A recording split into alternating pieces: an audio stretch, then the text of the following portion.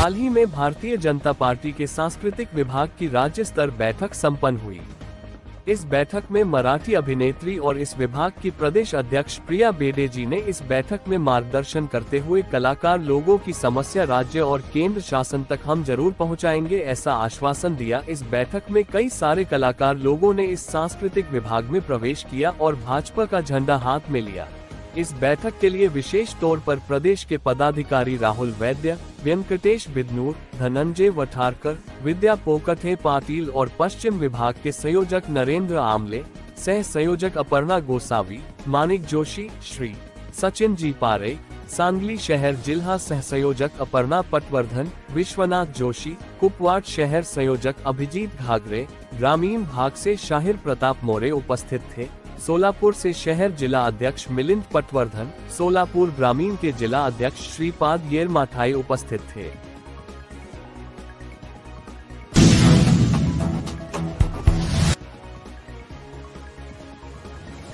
वंदे मातरम।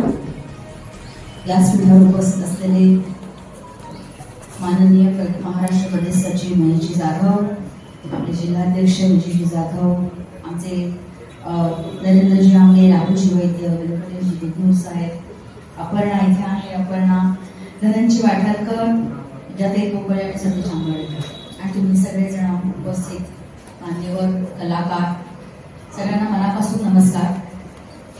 आज मला खरंच सांगू का, घरी आल्यासारखं वाटतंय, कारण कोल्हापूर ही माझी जन्मभूमी आहे। मी कोल्हापुरातलीच आहे, माझा जन्म कोल्हापुरातला आहे, माझे सगळे नातेवाईक कोल्हापुरामध्ये आहेत। भाजी पेंढारकर, मी शांताराम, मास्टर विनायक, वासुदेवराव कर्नाटकी, अरुण कर्नाटकी अशी माझी म्हणजे लक्ष्मीकांतकडे आहेतच नाव माझ्याबरोबर, पण आम्ही या चौथी पिढी आहे कोल्हापुरातली। आणि आज मी इथे माझ्या कोल्हापुरामध्ये सांस्कृतिक प्रकोष्ठी, आपली भारतीय जनता पार्टीच्या सांस्कृतिक प्रकोष्ठी अध्यक्ष म्हणून, संयोजक म्हणून इथे आलेले आहे आपल्या कलाकारांसाठी। ही माझ्यासाठी खरंच खूप आनंदाची गोष्ट आहे। त्याचं कारण असं आहे की माझे वडील अरुण कर्नाटकी यांनी नेहमीच कलाकारांसाठी काम केलेलं आहे। आपल्या मानधनातला अर्धा हिस्सा त्यांनी आपल्या कलाकारांना बॅकस्टेज किंवा ज्यांना आपण spot boy, makeup man, light man, तेव्हा फार पैसे मिळायचे नाही त्या लोकांना, पण तेव्हा ते आपल्या मानधनातला अर्धा भाग त्या लोकांना द्यायचे। आणि ही लहानपणापासून बघत आलेली गोष्ट आहे की माझ्या वडिलांनी या सगळ्या लोकांसाठी किती काम केलेलं आहे। हे अचानक माझ्यामध्ये काहीतरी कलाकारांसाठी प्रेम जागृत झालं आणि अचानक मी इथे आले असं नाही। मी इथे आलेले आहे, माझ्यामध्ये संस्कार झालेले आहे। लक्ष्मीकांत बेर्डेंनी सुद्धा इथे कोल्हापुरामध्ये संघटना स्थापन केली। आज चित्रपट महामंडळ काम करत आहे, पण त्याचबरोबर बॅकस्टेज आर्टिस्टसाठी किंवा लाईटमन, स्पॉट बॉय या लोकांसाठी त्यांनी संस्था स्थापन केली। त्यामुळे हे संस्कार माझ्यावर झालेले आहेत आणि म्हणून मी इथे आज जेव्हा हा विचार केला, म्हणजे सुरुवात सांगते माझी की कोरोना काळामध्ये कलाकारांचे, तंत्रज्ञांचे फार हाल झाले। इतके हाल झाले की त्यांना म्हणजे लोककलावंत, तमाशा कलावंत ह्या लोकांनी अक्षरशः रस्ते साफ केलेले आहेत, गटार साफ केलेली आहेत, लोकांची गोडी मांडली गेलेली आहे। स्पॉट बॉय आणखी लाईटमन यांना जर भाजीचे गाडे त्यांना चालवायचे असेल तर त्यांना लोड कोण देत नाही, कारण आपल्या इंडस्ट्रीला दर्जा नाही इंडस्ट्रीचा।